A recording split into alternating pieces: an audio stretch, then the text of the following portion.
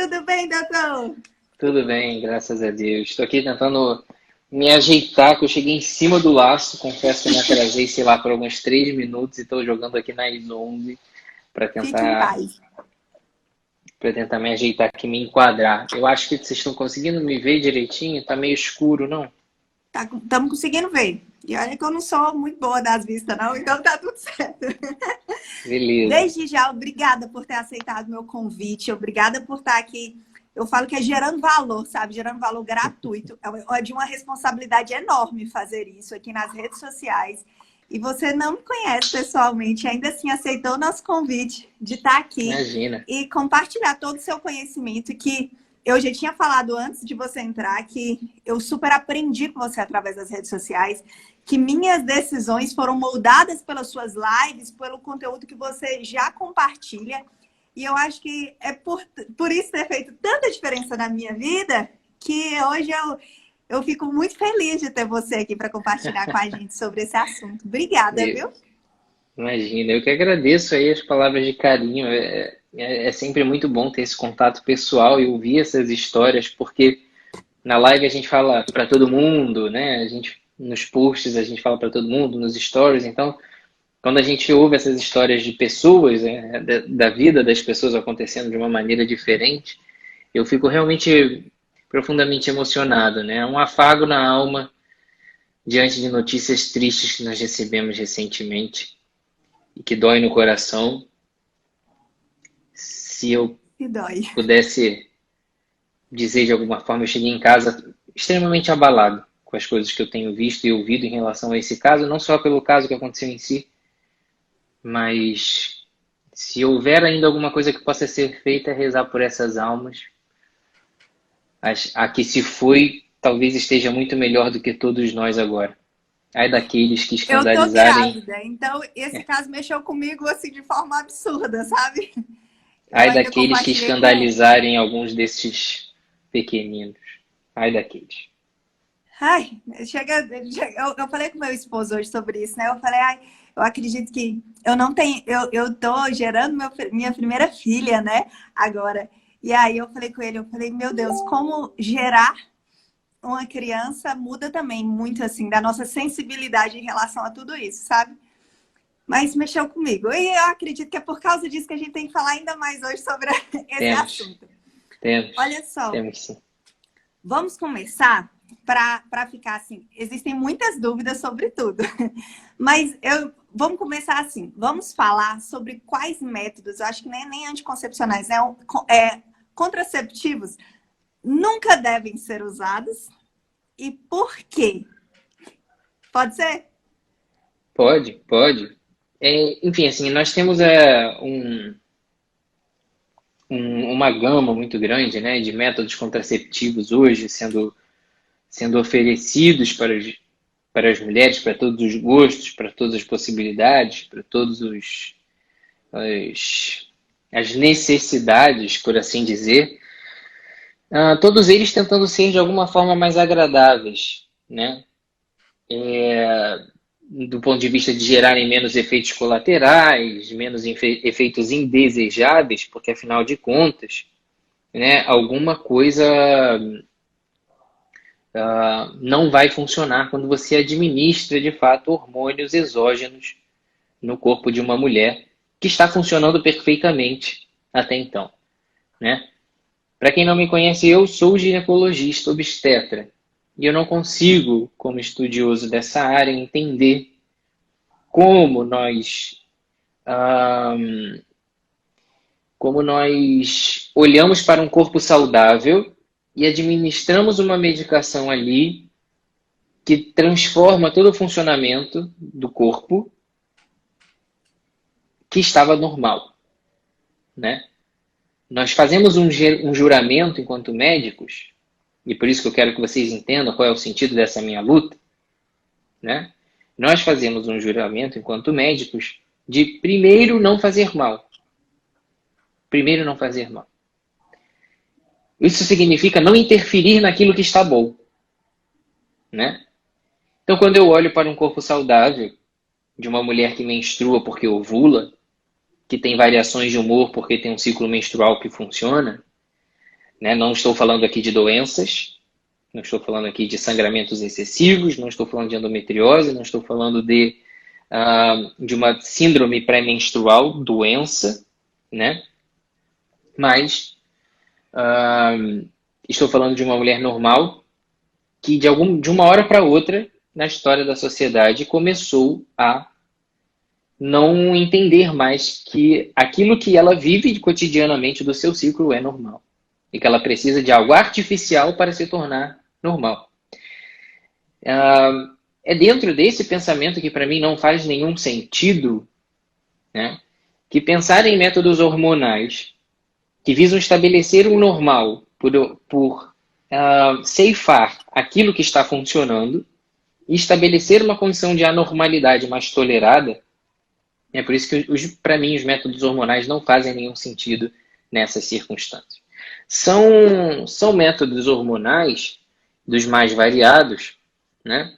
Nós temos hoje para todos os gostos, para todos os tamanhos, para todos os perfis, por assim dizer, porque isso vende muito, né? Isso gera muito dinheiro, talvez seja o segmento da indústria farmacêutica que gera mais dinheiro disparado, né? Porque, afinal de contas, todo mundo tem um medo absurdo de acabar com a conta bancária, né? Por causa de um filho, de adiar os estudos por causa de um filho, de não viajar para a Disney por causa de um filho. São questões extremamente nobres que mobilizam uma parte da população, por assim dizer, com bastante ironia, não é verdade? Então, nesse sentido, existem vários, e todos eles, em maior ou menor grau, vão provocar uma aniquilação do ciclo menstrual, estabelecimento de um sangramento artificial ilusório, e muitas mulheres vivem anos tomando esses anticoncepcionais, sangrando por retirada de hormônio, e não por uma variação cíclica hormonal, funcional, né? E muitas vezes passam anos da sua vida produtiva e reprodutiva, acreditando que tem ciclos regulares e que está funcionando tudo bem, até o dia que elas decidem engravidar e param a pílula e descobrem que existe um problema de anos que está sendo menosprezado, seja ele endometriose, seja ele a síndrome dos ovários policísticos, enfim, né, de uma série de fatores. Um mioma, que muitas vezes se opta por fazer no tratamento anticoncepcional para suprimir sangramento, e aí o mioma cresce, o sangramento não vem porque você bloqueou o seu ciclo e você nunca vê o sangramento aumentado, não descobre que tem um mioma, aquele mioma vai para 1, 2, 3, 4, 5 centímetros, de um mioma que dava para ser tirado, né, de uma maneira menos invasiva, começa a ser precisa ser retirado de uma maneira mais invasiva e às vezes até mesmo comprometer o futuro reprodutivo daquela mulher. Então, as pílulas, de uma maneira geral, as pílulas de estrogênio e progesterona, elas são assim. As pílulas de progesterona, mini pílulas, antigamente chamadas assim, pílulas só de progesterona, elas são assim. Os anéis vaginais, os adesivos transdérmicos, as injeções mensais ou trimestrais, todas elas de alguma forma descompensam o metabolismo e em maior ou menor grau elas provocam a anovulação. O Dilmirena, ele é assim. Se ele não interfere na ovulação, que em cerca de 50% dos casos ele bloqueia a ovulação, e a mulher também não menstrua, mas se ele não bloqueia a ovulação, ele bloqueia o sangramento fisiológico relacionado à menstruação muitas vezes, né? E vinculado a ele e ao DIU de cobre também, o DIU de cobre não por questões hormonais, mas tanto ele, o Dilmirena, quanto o DIU de cobre, por questões morais muitas vezes. Eles impõem, né, uma série de dilemas para a vida da mulher, que muitas vezes ela não sabe que ela está optando por aquilo ali, e esse é outro problema também. Então, nós temos aí uma série de métodos hormonais que, de maneira mais proeminente ou menos proeminente, vão causar perturbação sistêmica e não só do ciclo menstrual. O hormônio que você toma, ele não vai só para o seu ovário e bloqueia seu ciclo, e para o seu endométrio e bloqueia seu ciclo. Ele vai no seu sistema nervoso central e altera suas funções neuronais, ele vai no seu fígado e altera suas funções metabólicas, né? Ele altera a forma do seu pâncreas funcionar, do seu sistema cardiovascular funcionar, das suas emoções funcionarem, né? Então veja que a ciclagem dos hormônios ela não dita só a ciclagem do endométrio, mas a ciclagem da maneira do corpo da mulher funcionar de uma maneira geral. E essa ciclagem fisiológica, muitas vezes, resultará numa vida de saúde. E ceifar essa ciclagem fisiológica trará uma série de consequências para essa mulher que ela não imagina, até que ela chegue lá nos seus 30, 35 anos, ou mais, né? Sem contar os efeitos não biológicos relacionados a isso. Ainda biológicos, mas menos evidentes organicamente. Alterações de libido, né? Alterações emocionais profundas, muitas vezes. Eu já peguei pacientes que começaram tratamento hormonal para endometriose, ainda que sem a intenção de fazer contracepção, mas de tentar controlar os sintomas da endometriose, e tiveram crises, surtos depressivos, né? Extremamente, surtos de ansiedade, extremamente difíceis de tratar, com necessidade de entrar agudamente com várias medicações antidepressivas e ansiolíticas, né? E, de fato, o tratamento fez mais mal do que a doença. Então, a gente tem que tomar muito cuidado com isso, porque a gente acha que a anticoncepcional é a saída milagrosa, é a saída natural para todas as adolescentes e para a maioria das mulheres que tem algum desconforto ou inconveniente na sua menstruação, né? Então, a gente tem que tomar muito cuidado com isso e com os efeitos comportamentais colaterais de uma mentalidade contraceptiva na sociedade, que começou como uma proposta mentirosa de dar mais liberdade, autonomia e empoderamento à vida da mulher e terminou por escravizá-la numa função extremamente erotizada, produtiva, subserviente ao mercado de trabalho, né? E que está acostumada hoje em dia a deixar os seus planos para depois para servir às demandas do que a sociedade espera de uma mulher interessante. Seja lá o que isso signifique hoje na nossa sociedade, em que Anitas e Brunas Marquezine são os modelos a serem seguidos e os exemplos de sucesso que nós temos, né?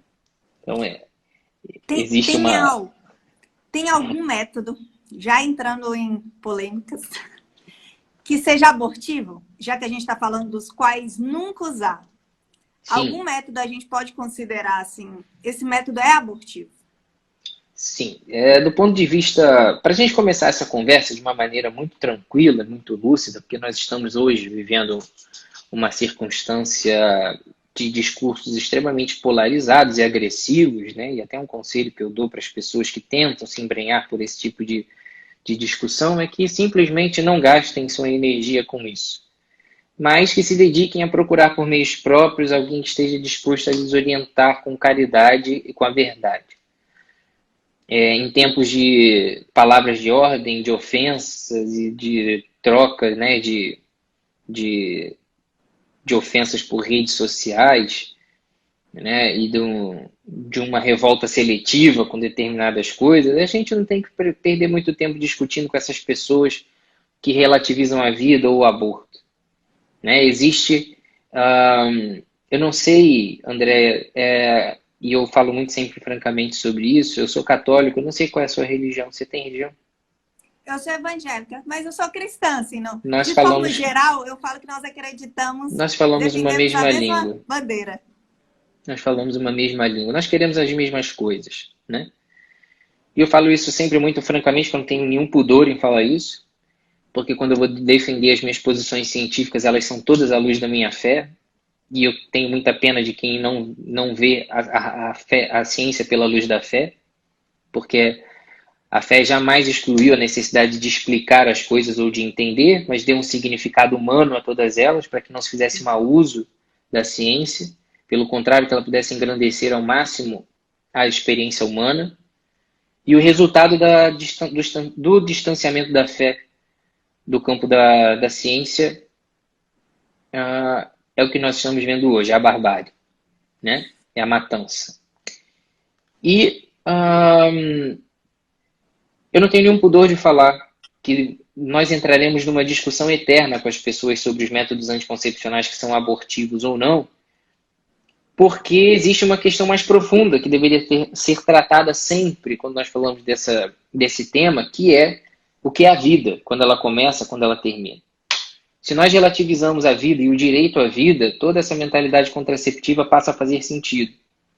Porque uma criança só passa a valer a pena quando ela tem dinheiro na conta, quando ela é bonitinha, não tem nenhum defeito de fábrica, né, por assim dizer, e quando ela começa a chorar, incomodar e pagar impostos. Essa é a criança que incomoda e que merece ser protegida.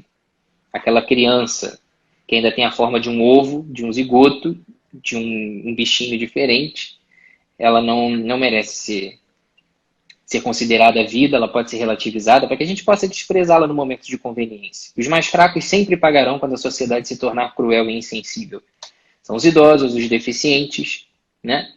Algumas mulheres em condição de vulnerabilidade também, e elas não entendem que elas serão as próximas vítimas. Elas não entendem que elas serão as próximas vítimas. Então, os idosos, os doentes, os deficientes e os fetos, eles são sempre deixados de lado. Né? Existe uma frase de uma feminista famosa que diz que toda vez que existe um momento de instabilidade política ou econômica ou social, os direitos das mulheres são postos em xeque. Na verdade, talvez já tenha sido assim, mas hoje em dia elas transferiram essa capacidade de ser cruel com os outros fracos. Né? Não que a mulher seja mais fraca, mas ela foi vista como mais fraca durante muito tempo. Hoje os mais fracos são, sem dúvida, os fetos.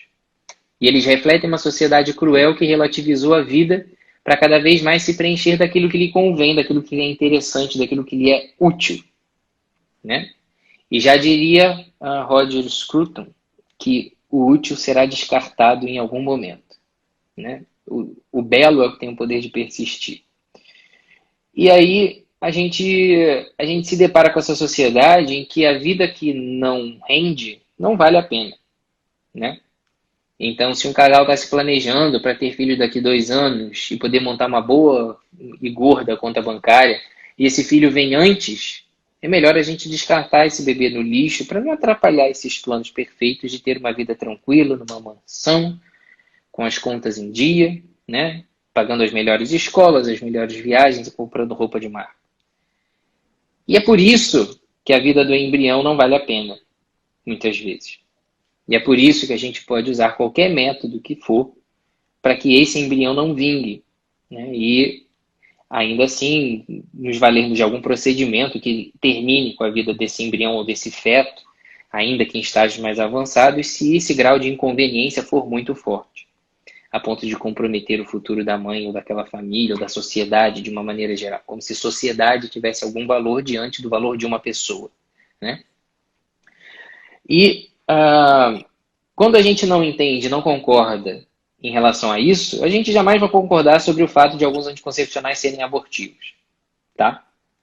Então esse é o primeiro ponto que eu quero fortalecer aqui com as pessoas que nos ouvem hoje. Não entrem em discussões, tá? Sobre se anticoncepcionais são abortivos ou não. O que eu tenho para te dizer aqui hoje em relação a isso que você me perguntou.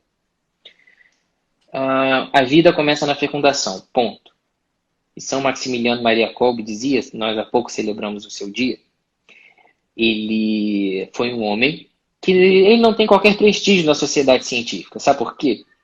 Ele foi um padre polonês que foi levado para os campos de concentração por uma série de motivos. E lá ele prestou assistência religiosa a muitas pessoas no campo de concentração. Tinha muitos judeus lá, que também pensam muitas coisas parecidas como nós. E ele prestava muita assistência a muitos judeus e católicos que lá estavam por diferentes razões, todas elas muito cruéis. E o padre Kolbe, em uma das ocasiões da sua estadia no campo de concentração, eles se depararam com a situação de que, de maneira inusitada, um dos que estavam lá conseguiram fugir. E como punição, aqueles que ficaram teriam um percentual deles seria torturado até a morte. Né? Talvez, se eu não me engano, não me lembro agora do número total, mas talvez um número de 20. Entre esse número de 20, como é que eu vou dizer? Dessas 20 pessoas que estavam lá, de todo esse grupo que estava lá no campo de concentração, Entre esse grupo dos 20 que foram escolhidos, existia um homem que se desesperou diante de todos e começou a implorar por misericórdia, porque ele era um pai de família e ele implorou que ele pudesse voltar um dia para casa para cuidar da sua mãe, da sua esposa e da sua filha, perdão. E São Maximiliano Maria Kolbe se voluntariou para morrer no lugar desse homem. E o seu pedido foi aceito. E esse homem, que foi submetido a todo tipo de tortura, né? Ele morreu de uma maneira extremamente cruel, definhando nos campos de concentração. Aquele grupo dos 20 que morreu em torno do padre Kolbe, dali nunca se escutou nenhum gemido, nenhum grito de desespero ou de loucura, porque todos estavam reunidos em torno de um homem santo que soube entregar o seu sofrimento, porque dali havia um sentido maior, que era a vida daquelas pessoas que ele estava salvando, daquele homem que ele salvou, aquele que ele salvou, e daquela família que ele salvou.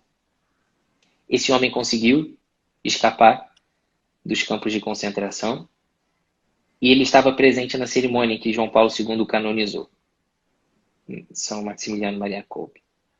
E esse santo, que não tem valor nenhum no meio científico, porque ele é louco de dar a vida pelos outros, ele também tinha a vida dele para tomar conta, afinal de contas, ele disse uma frase muito bonita, que poucos homens têm essa compreensão de dizer esse tipo de coisa, de que a verdade, ela não pode ser mudada, ela só pode ser conhecida e aceita.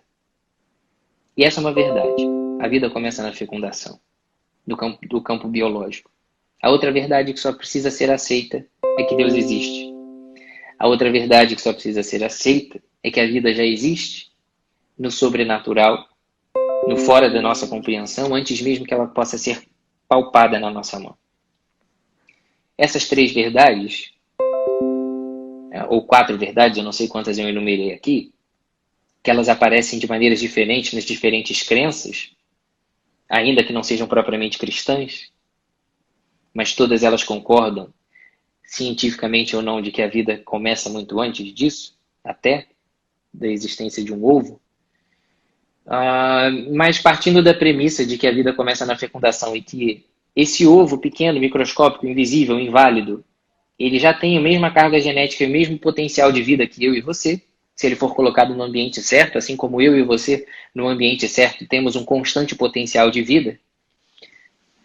Esse ovo é uma vida, querendo ou não, esperneando as pessoas ou não, se debatendo ou não, se jogando no chão, se rasgando, saindo nuas na rua e fazendo protesto ou não.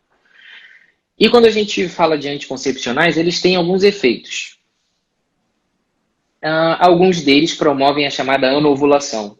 A anovulação. A pílula combinada é a que mais faz a anovulação, né? E os hormonais injetáveis mensais e os trimestrais. Elas podem promover a anovulação, que bloqueia o eixo hormonal ovariano, e elas impedem que o ovário libere o óvulo, na grande maioria das vezes, né? E esse mecanismo impede que o óvulo encontre o espermatozoide. Em algum outro momento, os anticoncepcionais hormonais, eles também fazem uma alteração da consistência das características do muco cervical, que é o veículo que o espermatozoide usa para subir e chegar ao óvulo, né? E esse veículo, quando ele está ressecado pelo efeito do anticoncepcional, a grosso modo, ele vira uma rolha e o anticoncepcional o espermatozoide não consegue subir para encontrar o óvulo na trompa, que é onde a fecundação geralmente acontece. Ou então eles atrofiam o endométrio e alteram a motilidade ciliar das trompas. O que é isso? O óvulo é liberado pelo ovário, ele é direcionado pela própria trompa, ela capta o óvulo e puxa para dentro de si, no seu canal. Essa trompa é um canal onde o espermatozoide vai subir pelo útero e se encontrar com o óvulo ali naquele canal, que é a trompa. Essa trompa é revestida por um tapete, que tem como se fossem uns pelinhos ali. São cílios, e vejam só que coisa incrível. Esses cílios, eles são programados para fazer esse movimento de empurrar. E eles empurram o óvulo fecundado, já um ovo, uma vida, da trompa para o endométrio. Enquanto isso, lá na segunda metade do ciclo, o endométrio da mulher, aquela parede de dentro do útero, está se espessando e se enriquecendo de nutrientes e vasos sanguíneos para que aquele embrião se fixe ali e se desenvolva. Alguns anticoncepcionais conseguem fazer, por vezes, a ovulação, mas se eles não promovem a ovulação, eles interferem na motilidade da trompa e ela não consegue jogar com eficácia o óvulo fecundado na cavidade uterina e, por vezes, se não falha nem na ovulação, e nem na fecundação, e nem na capacidade de jogar o óvulo fecundado para dentro, o ovo fecundado para dentro do útero, ela atrofia a parede do endométrio e torna aquele ambiente que deveria ser nutritivo num ambiente escasso em nutrientes e vasos sanguíneos em que o embrião fecundado não consegue se fixar. E aí, o que acontece é que esse ovo fecundado, essa vida, se perde e escorre pelo ralo. Alguns métodos fazem menos a ovulação e fazem mais esse efeito local, de inibir a motilidade ciliar, alterar o muco, impedir que o espermatozoide encontre o óvulo ou que o óvulo fecundado chegue ao endométrio. Se chegar ao endométrio, que ele não tenha onde se fixar e se perca. Esse método é quase que invariavelmente o DIU, né? Porque o DIU tem pouco efeito no ovário e o DIU de cobre nenhum. Então o DIU de cobre só consegue atuar ou impedindo o espermatozoide de encontrar o óvulo ou de impedir o óvulo fecundado de se fixar no endométrio que está inflamado pela presença do cobre ou atrofiado pela presença do hormônio do dilmirena. Foi assim que eu mudei o método. Na verdade, eu tirei, porque eu nunca tinha ouvido falar nisso. Quando eu fui pela primeira vez na médica, a primeira coisa que me fizeram era, tipo, usar pílula. Foi a primeira, assim, é isso que faz. Aí depois eu fui pesquisar os efeitos da pílula em si. E aí eu falei, não quero. Aí quando eu perguntei qual o melhor método, me falaram, usa o DIU. Aí eu coloquei o DIU. E eu lembro que aí eu comecei a pesquisar logo depois de muito tempo, porque aquilo para mim era algo tão normal que era indicado com frequência, tipo, não vai te fazer mal, igual era tipo tirar um mal e colocar outro. Mas naquele momento eu não entendia, né? E aí eu lembro que quando eu fui na médica, falando que eu tinha intenção de engravidar, quais os passos que eu deveria tomar e que eu queria tirar o DIU, aí ela me orientou, assim, ela falou, ó, logo que você tirar o DIU, tenta não engravidar nos primeiros meses, porque você vai ter uma grande chance de ter aborto se você engravidar nesses primeiros meses, porque talvez a parede do seu endométrio, eu não lembro exatamente a terminologia, não vai estar preparada para isso. E aí você tem mais chances. Aquilo me deixou tão perturbadoramente assustada, que eu fui pesquisar. Eu falei, como assim? Ninguém nunca me falou isso, que eu teria essa chance, que poderia provocar isso.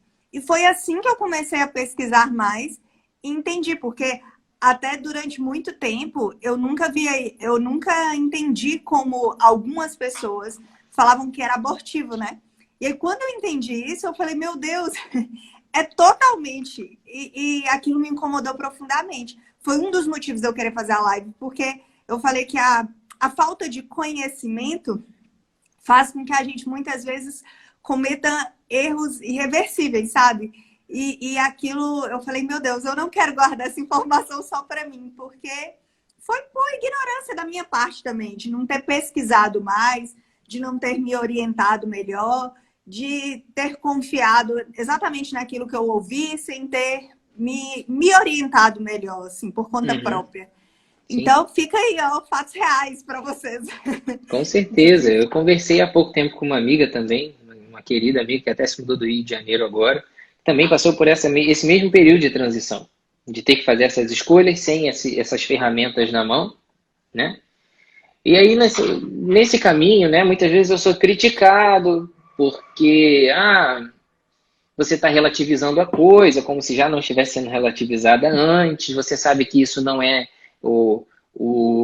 a principal via de ação desses medicamentos. Não é mesmo a principal via de medicação desses medicamentos. Mas eu não quero correr o risco de nenhuma dessas vias. Né? Ainda que seja 0,1%. Ainda que seja 0,1%, porque para mim todas as vidas importam. Então, para mim não faz sentido correr o risco de para beneficiar alguns. E Aí algumas pessoas acham que eu faço um discurso fanático e que eu sou radical, né? O termo ultraconservador tem crescido cada vez mais como uma estratégia da mídia mesmo para invalidar a nossa opinião, né? Como se o termo ultra dissesse, nos colocasse numa posição de radicalismo, né? Para mim não existe nada mais radical do que dar a cabo na vida de uma pessoa vulnerável dentro do útero da sua mãe. Mobilizar céus e terras para isso. Isso para mim é ultra cruel, por assim dizer. Enfim, eu não estou nem aí para esse tipo de posicionamento em relação à figura que se possa fazer de mim, porque a verdade não pode ser mudada. Ela só pode ser conhecida e aceita. Então, eu não tenho qualquer tipo de objeção, eu não faço julgamento e eu não faço nenhum tipo enfim, eu não tenho nenhum tipo de preconceito com a pessoa que decide usar esses métodos e faz essa escolha para a vida dela, desde que não seja eu a prescrever. Mas a minha função enquanto médico e detentor dessas crenças que eu tenho é de orientar e dar essa ferramenta para que a paciente possa fazer a sua escolha. E eu pergunto às mulheres que nos seguem: quantas de vocês foram orientadas sobre essa possibilidade, ínfima possibilidade, mas real possibilidade na hora de decidir o seu método contraceptivo? Eu só fui na hora que eu fui tirar, que aí eu já não tinha mais, tipo, a opção, tipo, essa já é uma consequência. Eu me senti disso, né? Eu fui tirada a opção de escolher. Então, depois Sim. eu só tinha a opção de enfrentar a consequência. Exatamente. Né? E assim... eu digo isso com muita tranquilidade, né? A gente fala muito sobre empatia, respeito, né? Respeito às diferenças, tolerância. E eu pergunto a cada um de vocês que nos ouvem aqui hoje, né? Hoje eu atendi no consultório de 8, 9 horas da manhã até às 19. Na verdade, até às 20, né? Porque se estendeu um pouquinho mais. E aí eu pergunto a vocês, quantas histórias vocês já não conhecem, como a meia dúzia que eu escutei hoje, sobre mulheres que se colocaram diante de um médico e que pediram aconselhamento reprodutivo, dizendo que eram católicas ou cristãs, independente da religião em si, mas que tinham valores, né? Que não queriam métodos hormonais, que eram virgens aos 20, 25 anos, e daí? E que foram zombadas, que foram ofendidas e violentadas, sofreram assédio de todos os tipos por inúmeros médicos, no sentido de, eu ouvi hoje, de uma paciente que foi ao meu consultório hoje pela primeira vez, virgem, com 20 e tantos anos, indo na consulta no ginecologista, que disse para ela que ela só entraria na consulta, virgem só entra na consulta com a avó, com o responsável. Ai, né? E deitando, abre essas pernas e mostra logo isso daí. E eu estou falando disso daí porque eu não estou usando o termo, o palavreado que foi usado para se referir à genitália dela, que ela me disse que foi.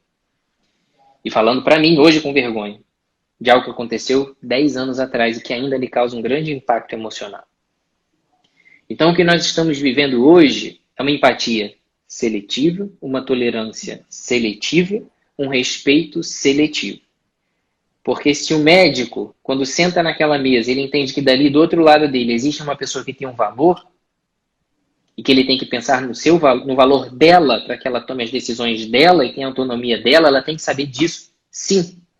Se uma mulher diz que ela é católica, se uma mulher diz que ela é cristã, que ela é evangélica, e você sabe que faz parte desse conjunto de valores que a identificam como católico e como cristã, acreditar que a vida está na fecundação, se você não orienta ela que existe essa ínfima possibilidade, mas existe, e que é mais comum do que se imagina, e que existem estudos mostrando que podem existir proteínas ligadas, produzidas pelo embrião, antes dele se fixar no endométrio, e que já aparecem na corrente sanguínea, antes mesmo do embrião se fixar, mostrando que muitas vezes pacientes usando anticoncepcional apresentam essa substância positiva no sangue, mostrando que existe sim fecundação.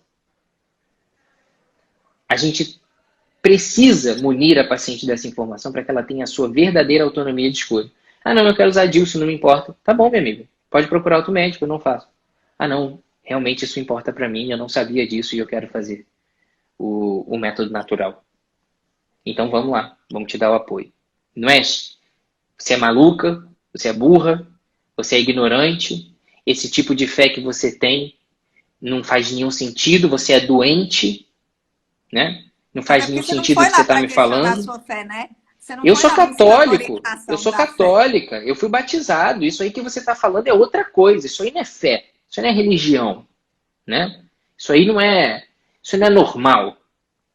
Eu ouço esses discursos o tempo todo. Eu ouço esses discursos o tempo todo de pacientes que peregrinaram em 5, 10 médicos e caem no meu consultório com umas meia dúzia de histórias que eu ouvi hoje, sem nenhum exagero, sem nenhum sensacionalismo. Hoje eu ouvi essas histórias no meu consultório de pessoas que foram violentadas e desrespeitadas dessa forma. Porque a empatia, o respeito, a tolerância são seletivos. E quem senta do outro lado e se coloca na posição de Deus, né, não entende que ele precisa respeitar todas as opiniões. Não só, mas principalmente aquelas que são diferentes das suas. Porque nós temos uma tendência miserável e egoísta de nos identificarmos e nos agradarmos mais com aqueles que são iguais a nós. Aqueles que são diferentes, a gente tende a ofender, a segregar. Então, com esses, a gente tem que ter mais cuidado ainda. É uma postura extremamente diferente. Eu fui residente do Instituto Nacional de Saúde da Mulher, da Criança e do Adolescente, Fernandes Figueiredo. É um instituto de ginecologia e obstetrícia e de pediatria, exclusivamente, da Fiocruz, que é referência em fetos com malformação. Eu fiz pós-graduação em medicina fetal lá. É um lugar onde se faz infanticídio, né? Feticídio, na verdade. A gente tem que tomar cuidado com esses termos hoje em dia, porque tudo vira motivo, né, para polêmica. Então é um lugar onde se faz feticídio, que é o ato de interromper a gestação com medicações que interrompem a vida do neném. Porque ele é mal formado, enfim, na grande maioria das vezes é por isso, né? Porque existe alguma malformação que é incompatível com a vida extrauterina e o juiz dá uma liminar autorizando esse tipo de procedimento. Ou lá era sempre uma referência para bebês com anencefalia, eram encaminhados para lá porque lá tem o suporte para isso, quando na verdade, né, não tem suporte de fato, é outra coisa.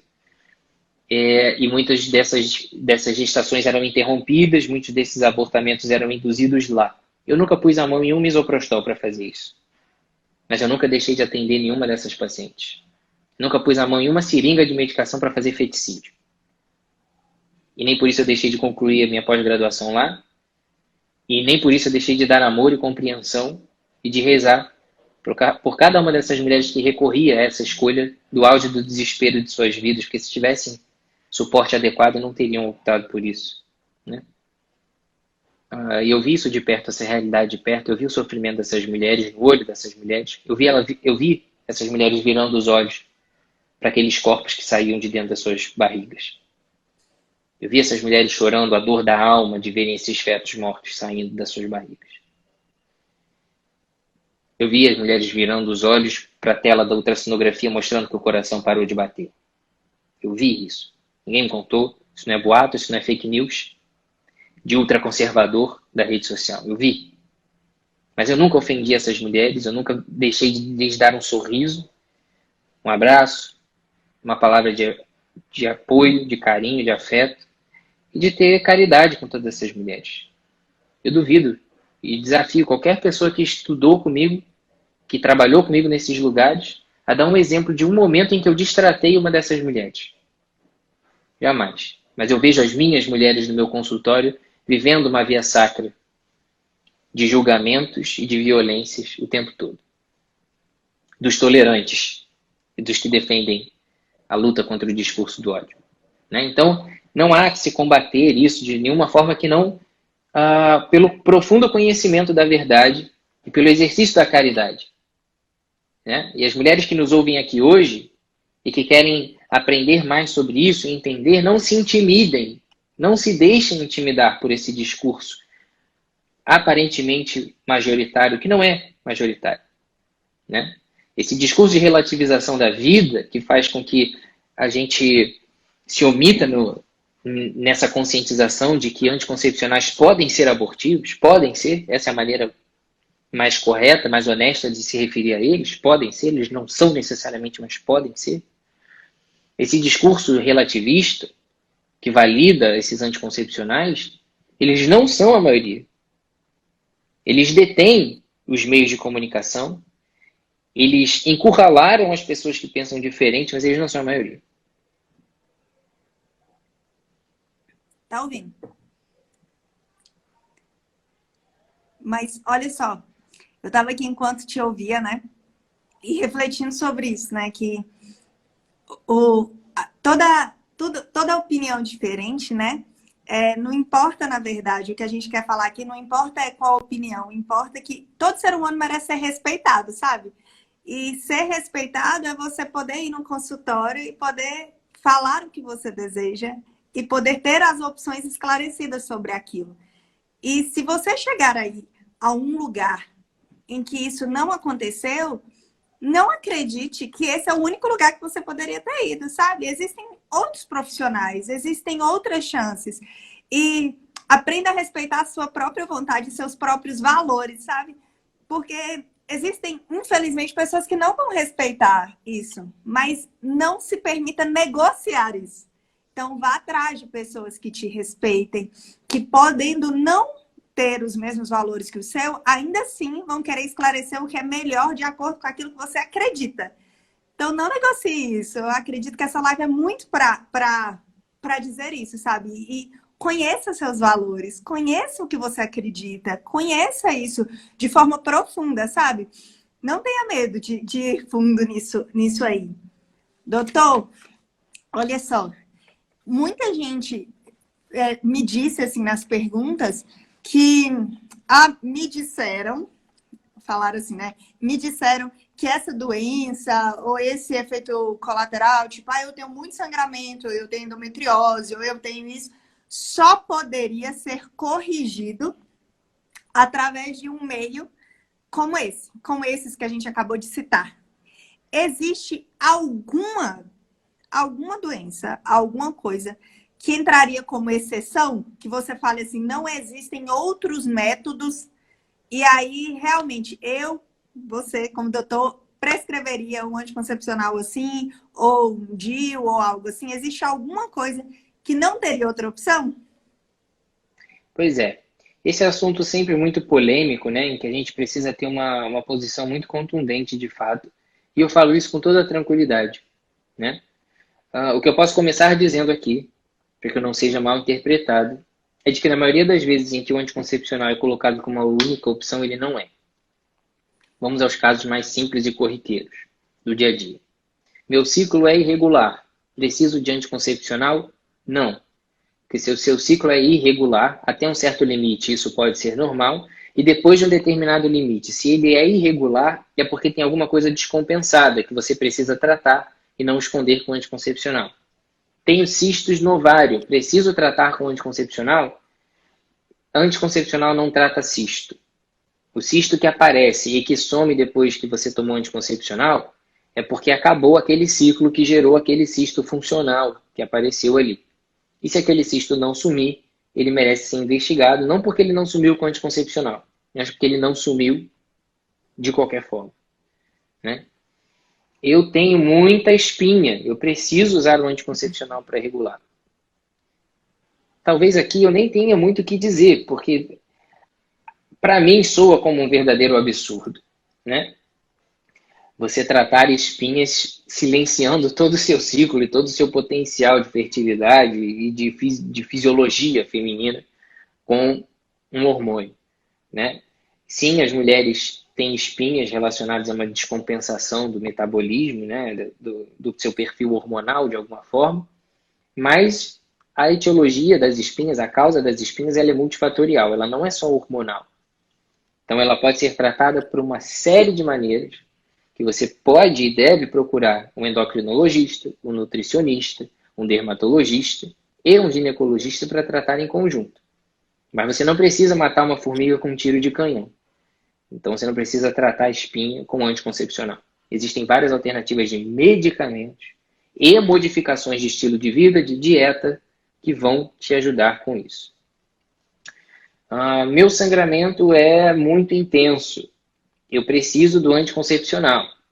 Olha, se o seu sangramento é muito intenso, a primeira coisa que você precisa é de investigação. Pode ser um pólipo, pode ser um mioma, e mais uma vez, pode ser um sangramento uterino disfuncional, por um ciclo menstrual que está irregular, que não se renova a cada ciclo menstrual, porque você não está ovulando e você tem menstruações por sangramentos ilusórios de menstruação, mas de um endométrio descompensado e que eventualmente sangra mais. Ou tem pólipo, ou tem mioma, ou tem adenomiose. E aí o seu tratamento e o seu aconselhamento vão ser direcionados para essas causas. O anticoncepcional pode segurar o sangramento de um mioma? Pode, até que você estabeleça o tratamento definitivo, que é a cirurgia para retirar o mioma que sangra. O mioma pode segurar o sangramento de um pólipo? Pode, até que você estabeleça o tratamento definitivo, como a cirurgia que retire o pólipo. E as pessoas precisam ser orientadas disso, que o objetivo do tratamento com o anticoncepcional, em muitos casos, ele não é para parar o ciclo menstrual. É para estabilizar o endométrio e fazer com que ele não sangre mais. Então, você ali no momento está usando um remédio que é vendido como anticoncepcional para tratar uma disfunção local e transitória. Você está se usando de um remédio para tratar outra finalidade, que é um exemplo claro, clássico, que acontece com isso. Existem medicações que foram usadas para tratar hipertensão originalmente e que se percebeu que tratam enxaqueca. Tem pessoas que não têm pressão alta, mas tomam remédio para a pressão para tratar enxaqueca. Tem pessoas que não têm depressão, mas usam remédios que tratam depressão para tratar enxaqueca, em outra dose, em outro regime, com outra finalidade. E existem mulheres que usam hormônios sem finalidade contraceptiva para tratar temporariamente alguma disfunção, até que se resolva definitivamente a causa. Porque não adianta pegar o anticoncepcional, tomar para o mioma, achar que está secando o mioma, porque o anticoncepcional não seca o mioma, e daqui 30 anos ele está o dobro do tamanho. Daqui 20 anos ele está o dobro do tamanho. Então, veja, não há um tratamento definitivo da maioria das condições ginecológicas por uso de hormônio. Eles aliviam do sangramento, aliviam a dor, aliviam o sintoma, mas não controlam a causa. Qual é a causa da endometriose? Não sabemos. Qual é o tratamento da endometriose para melhorar a fertilidade de um casal que quer engravidar espontaneamente? Retirar os focos de endometriose. Tá? Isso não é opinião minha, é opinião de guideline, né? de diretrizes internacionais. Então, se você quer engravidar, você não pode usar anticoncepcional. Ainda que seja, vou tratar endometriose com anticoncepcional. O problema, né? Não silencia o problema. E aí a gente entra, né, nesse campo aí, nessa zona cinzenta, em que muitas pessoas já acham que estão se beneficiando do anticoncepcional quando estão adiando o problema. O grande símbolo que eu adoro falar na minha página é a SOP. Né? Muitas adolescentes vivem com irregularidade menstrual, chamam isso de SOP, quando na verdade é só o seu ciclo menstrual amadurecendo, e muitas vezes aquilo pararia de ser irregular e aquela menstruação voltaria a se normalizar. Recebem o diagnóstico de SOP, usam o anticoncepcional dos 15 aos 30 e quando param descobrem... Então, a SOP, eu vou tirar o... Porque ele tá... Eu não sei se vocês estão me ouvindo ainda bem? Tá. Estão ouvindo bem? Ele tá acabando a bateria, tá desligando. A SOP é a síndrome dos ovários policísticos por uma descompensação metabólica muito comum que causa anovulação em boa parte das meninas jovens e pode prejudicar sua fertilidade a longo prazo, alterar o sistema cardiovascular, aumentar o risco de distúrbios psiquiátricos, né? E, enfim, de maneira mais proeminente, comprometer a fertilidade. Muitas dessas pessoas recebem o anticoncepcional já na mão da primeira consulta do ginecologista, sem qualquer investigação, sem qualquer exclusão de outros diagnósticos parecidos que merecem outros tratamentos. Mas aquela adolescente de 15 anos com ciclo irregular, espinhas e queda de cabelo, ela recebe o anticoncepcional como um salvador Nunca falam para ela de que isso é um distúrbio metabólico, que ela precisa melhorar a alimentação, fazer exercício, controlar o peso, estabelecer uma rotina de vida saudável, fazer toda uma reprogramação metabólica para que daqui a alguns anos ela não sofra na pele as consequências de uma negligência médica nesse sentido, que são o quê? Obesidade, diabetes, infertilidade, hiperplasia endometrial, aumento do risco cardiovascular, aumento do risco de transtornos depressivos. E aí essa adolescente, que poderia ter todo um futuro pela frente mais saudável, chega nos seus 35 anos com 20 quilos a mais, toda descompensada do colesterol, do metabolismo dos carboidratos, com resistência à insulina, com a autoestima lá embaixo, totalmente dependente de um hormônio exógeno para se sentir bem e com a sua libido devastada, sua vida conjugal destruída, porque ela nunca, porque desde os 15 anos ela toma anticoncepcional, toda a vida sexual dela foi condicionada a essa monotonia hormonal do anticoncepcional, até que então ela tira o anticoncepcional e percebe que ela perdeu 5, 10 anos de casada, convivendo com uma libido mais ou menos, um ressecamento vaginal que ela não sabia que era ressecamento, porque para ela aquele era o normal da vagina, né? E tendo perdido boa parte da sua vida conjugal, aproveitando de fato. Tem uma vida conjugal, porque muita gente, eu falo pelos casos que eu acompanho, acabou achando que era porque eu não amo mais meu marido, é porque eu não tenho desejo por ele, e acabou achando que era um problema do relacionamento quando era um problema hormonal, sabe? E acontece. Doutor, te dá 2 opções. Falta 4 minutos para encerrar, mas eu não quero perder essa live. Então, qual que é as minhas 2 opções? A gente falou sobre o que não. E para mim era uma das maiores dúvidas, sabe, das pessoas. Mas eu sei que agora tá cheio de gente desesperado pelo o que sim, o que eu posso usar. Sim. E aí, quais são as 2 opções? Eu encerrar essa primeira parte agora e salvar. E a gente voltar ainda, se o senhor tiver tempo. Ou você me falar assim, não, André, a gente vai continuar em outra data. Eu não quero te dar a opção de não ter outra, não. Eu sempre me proponho a ficar aqui nas lives e terminar e voltar, porque esse assunto sempre rende muito. Mas hoje, se eu fizer isso, os meus sócios vão me matar. Porque eu tenho uma reunião depois dessa live aqui agendada para alguns projetos que a gente tem para esse ano que não podem mais ser adiados.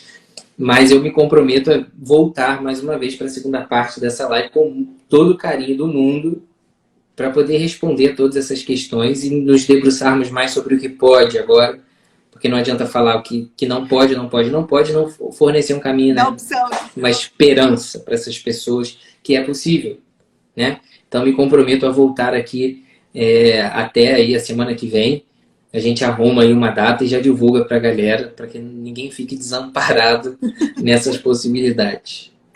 Então, gente, ó, já fica aí o nosso compromisso com vocês, de que vai ter uma segunda parte, mas principalmente era o nosso respeito a você de não ser negligente em passar aí de qualquer forma. Porque mais importante do que ter falado as 2 coisas hoje é ter esclarecido bem aquilo que eu sei que é dúvida de vocês. Então, em respeito a vocês, a gente fez isso aqui de forma muito tranquila e fez isso para ser esclarecedor. E a gente volta para falar de uma segunda parte. Enquanto isso, é bom que vocês amadurecem tudo isso que a gente falou hoje.